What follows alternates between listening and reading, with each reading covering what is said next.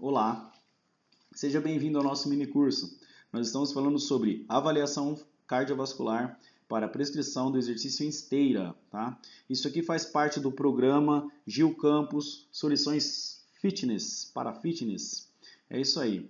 Pessoal, então dando continuidade, né, ao que nós já havíamos comentado sobre a importância de fazer um treinamento de esteira bem estruturado e organizado para que seu aluno consiga chegar mais longe. Nós vamos falar um pouquinho agora sobre capacidade funcional, tá? O que determina uma boa capacidade funcional? Boa capacidade funcional é isso aqui, ó. O seu aluno ele precisa desenvolver força, precisa desenvolver flexibilidade, melhorar o seu equilíbrio, a coordenação, a lateralidade e a resistência.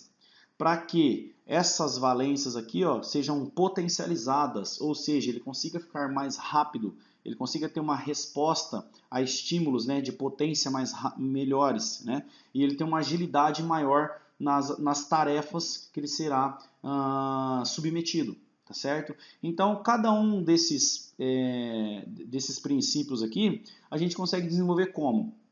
Por meio de exercícios de levantamento de peso e até mesmo alguns exercícios, né, chamados de funcionais, tá certo? Então, como que a gente melhora a força muscular? Treinando força. Qual é a base da força, Gil? Treinamento básico, né? Então, a gente tem que fazer, por exemplo, um supino reto ou um supino inclinado, fazer uma puxada no peito ou uma remada, treinar exercícios de agachamento ou leg press ou levantamento terra, certo? Flexibilidade é importante porque para melhorar a mobilidade das articulações, ou seja, com uma mobilidade melhor, você consegue maiores amplitudes de movimento. Maiores amplitudes de movimento, você consegue desenvolver mais força e assim você consegue melhorar todos esses aspectos com relação que eu estou comentando com vocês, seja na velocidade, né, na resposta da potência e na agilidade das tarefas do dia a dia.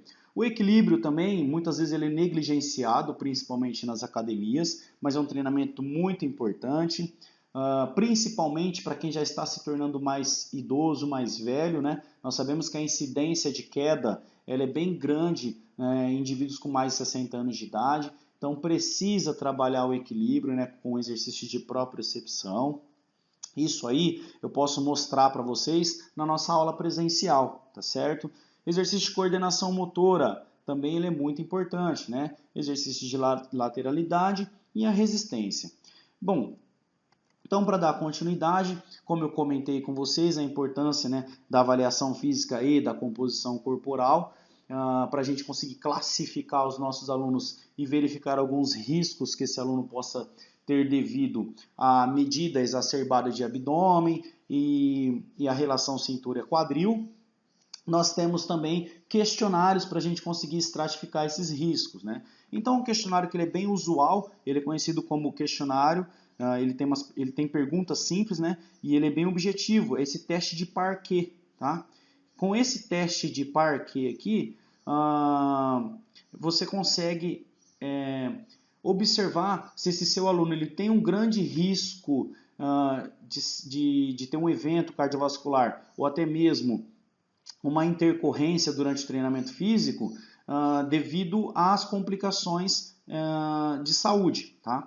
Então, como que é esse teste, né? Esse questionário, ó, são 7 perguntas, das quais, se ele responder sim, ele precisa ser encaminhado para um médico, né? Então, são perguntas simples, né? Algum médico já disse que você possui algum problema de coração e só deveria realizar atividade física supervisionada por profissionais da saúde? Se ele responder sim, vai para o médico. Sente dores no peito quando pratica atividade física? Se for sim, tem que ir no médico, né? E assim por diante, né? No último mês, se sentiu dor no peito enquanto praticava alguma atividade do dia a dia, seja subir, descer escada, né? Ou até mesmo caminhar por um período um pouco mais prolongado, né? Então tem com relação a desequilíbrio devido à tontura, né? Algum problema ósseo articular. Isso aqui principalmente ó, é importante nós sabermos se a gente for fazer um teste em esteira. Se o seu aluno tem dor no joelho, como que você vai conseguir avaliá-lo? Não é isso? Tá? Então aqui ó, tem a questão de medicação para pressão ou problema do coração, tá? E se tem alguma outra razão pela qual ele não pode ser submetido a um teste físico. Então, essas 7 perguntas, ela consegue te direcionar se você pode prosseguir com a avaliação ou se você tem que parar e pedir para ele procurar um médico, certo? Tá. Na ficha que eu vou fornecer para vocês, eu deixei ela um pouco mais dinâmica para que você consiga já começar a coleta dos dados que a gente vai usar aqui, ela é importante. Então eu deixei aqui o nome, né, do nosso aluno paciente, a data que ele vai ser avaliado, a idade em anos que ele tem, se ele faz uso de alguma medicação, qual é o peso, a estatura. E aqui eu já deixo a perimetria de abdômen, né, cintura e quadril, para a gente fazer aquele cálculo da relação cintura-quadril.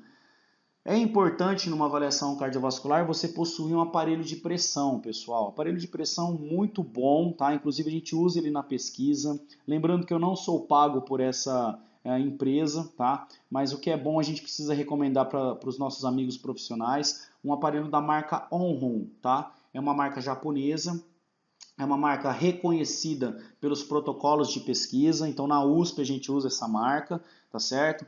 O aparelho ele é barato, ele custa em torno aí de 120, 150 reais, tá certo? É um ótimo investimento para você. Ele já, além da pressão arterial, ele já calcula a frequência cardíaca de repouso, tá certo? E também é importante na hora da gente fazer a avaliação, isso eu vou colocar para vocês aí no nosso checklist antes de avaliar o aluno, tá? Vou mostrar para vocês todas as ferramentas que a gente vai usar numa avaliação, beleza? Então é importante você ter uma prancheta, uma folha para anotar, mas isso aí a gente vai falar daqui a pouquinho. Bom, então o questionário de boa saúde. Aqui eu já tenho todas as perguntas. Você já fez algum exame do coração?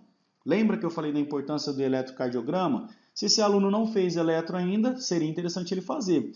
Principalmente se ele já tiver mais de 30 anos de idade, certo? E aí, se ele fez o exame, qual o exame? Se ele é hipertenso, se ele pratica exercício, se ele é sedentário, se ele tem diabetes, se ele tem colesterol alto, tá? Então, aqui nessa primeira perguntinha, você já consegue conhecer muito bem, né? E saber se você vai prosseguir ou se você vai parar a avaliação nesse momento, tá?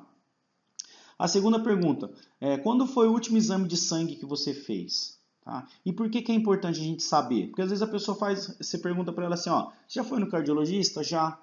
Aí é um indivíduo com 50 anos de idade, só que ele foi quando ele tinha 30, tá? Então não tem jeito, pessoal, precisa fazer exame cardiovascular, tá? Passar por um cardiologista pelo menos uma vez a cada 3, no máximo 5 anos, tá? Para o indivíduo saudável. Então tem que fazer consultas aí um pouco programadas, sim, porque é importante a gente saber como é que está a nossa saúde ao longo dos anos, tá? O exame de sangue, ao menos uma vez ao ano, precisa ver, principalmente se for um sedentário, para ver se tem alguma lipoproteína alterada, né? Colesterol LDL que é prejudicial, triglicérides, então tudo isso aqui é informação para que você deixe aqui na sua ficha, tá? Aí eu tenho essa perguntinha aqui, qual que é o principal objetivo para iniciar a prática de exercício físico? Aqui você vai determinar como e por que você vai iniciar um programa de treino. Seja ele mais conservador, se for um indivíduo sedentário, seja ele um programa mais moderado ou até mesmo avançado, né? Algo mais desafiador, se for um praticante já de exercício, certo? Outra coisa importante também com relação à cirurgia. E se o aluno tem alguma cirurgia recente? Naquele questionário anterior não tem essa pergunta. Tá? Por que eu estou falando isso para vocês? Nós vivemos numa sociedade que muitas vezes as pessoas fazem cirurgias de reparo, né? Cirurgia estética. Então, por exemplo, uma mulher que colocou prótese de silicone, ela vai ter que ficar no mínimo ali, sem treinar intenso, uns 40, 50 dias, porque senão a prótese incomoda, tá? Tem aquelas lipo, às vezes a pessoa faz lipo, ela procura um treinador, procura uma academia, e aí você quer fazer uma avaliação cardiovascular para fazer um treinamento para ela em esteira mais eficiente, mas ela fez lipo, então não dá para submeter uma pessoa com menos de 50, 60 dias de cirurgia para fazer um teste desse, tá bom? Tá? Uma avaliação dessa que a gente vai programar. Então, por isso que é importante aqui essa pergunta, certo? E até mesmo, né, outras cirurgias. Por exemplo, uma cirurgia de joelho, né, de artroscopia, uma reconstrução ligamentar. Aí esquece. Aí essa pessoa não pode correr, né, ela precisa fazer fisioterapia, se reabilitar, para que essa articulação possa sofrer novamente impacto e ela não machuque, tá certo, pessoal? Então isso aqui é muito importante a gente levar em consideração numa avaliação ou num teste cardiovascular submáximo em esteira, tá? E o coração, vamos falar um pouquinho sobre o coração. O que é o coração? O coração não é essa figura, né, que a gente desenha quando a gente é criança, tá? O coração, ele é uma potente bomba que ele tem a principal função de levar oxigênio e nutriente para todo o nosso sistema e manter o nosso corpo funcionando, certo? Bom, então o coração ele tem 4 câmaras, né? Então o átrio direito ele recebe o sangue da grande circulação por meio dessa veia aqui. E aí, por meio dessa válvula aqui, ó, a válvula bicúspide, esse sangue ele é transportado para o ventrículo direito, tá? E aí, por meio do ventrículo direito, ele vai para a artéria pulmonar até o pulmão, faz a troca gasosa, retorna para o nosso átrio esquerdo por meio da veia pulmonar, tá? Onde esse sangue vai pela válvula tricúspide para o ventrículo esquerdo, e assim o ventrículo esquerdo bombeia esse sangue para a grande artéria aorta, que vai levar esse sangue para a grande circulação, levando oxigênio e nutrientes para onde precisa, tá certo? Bom, então uma rápida explicação, só para a gente começar a se posicionar, tá, do funcionamento do coração.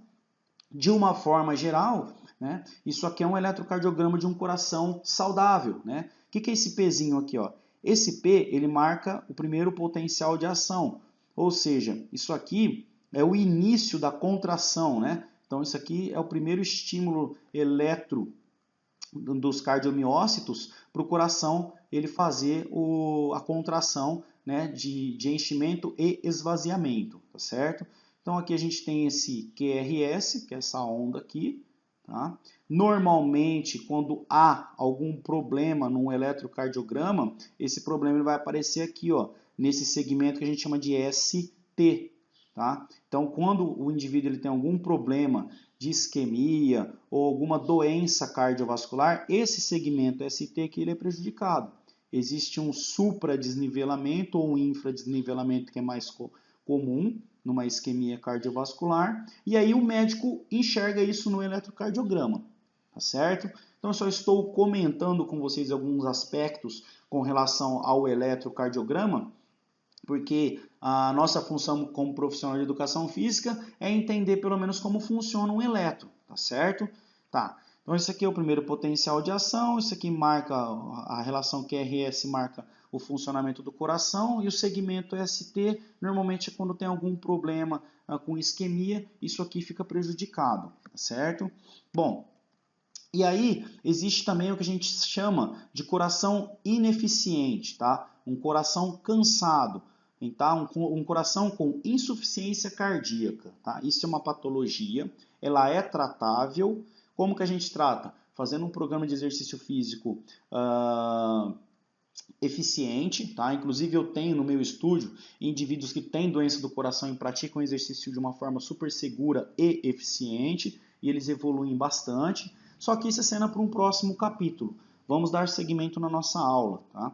Então, só para ilustrar aqui, então, o coração, né, ele recebe o sangue pobre em oxigênio e nutrientes pelo lado direito, nos átrios e ventrículos do lado direito, e o lado esquerdo, onde o sangue já está com oxigênio e nutrido, ele vai para a grande circulação. Tá? Para quê? Para levar principalmente oxigênio e nutriente para aquele músculo lá da coxa que está em contração, para aquele músculo do braço, né? A musculatura nossa tônica, que ela é responsável pela nossa postura, né, para eu estar ereto aqui falando com vocês. Eu tenho meus paravertebrais, meu trapézio em contração, então tem sangue chegando nessa musculatura, levando oxigênio e nutriente, tá certo? Bom, e aí para a gente dar continuidade nos nossos estudos, né, o consumo máximo de oxigênio, que é o VO2 máximo, é um importante marcador da saúde do nosso coração, tá certo? E aí, para dar continuidade nessa aula, eu vou falar sobre o consumo máximo de oxigênio para você no nosso próximo encontro, tá certo? Então, um grande abraço e não perca a nossa próxima aula, que agora nós vamos começar a entender melhor o funcionamento do nosso coração e a importância do coração, né, e também da musculatura periférica para a gente conseguir fazer um treinamento eficiente de corrida para o nosso aluno. Beleza? Então, um grande abraço e até a próxima aula.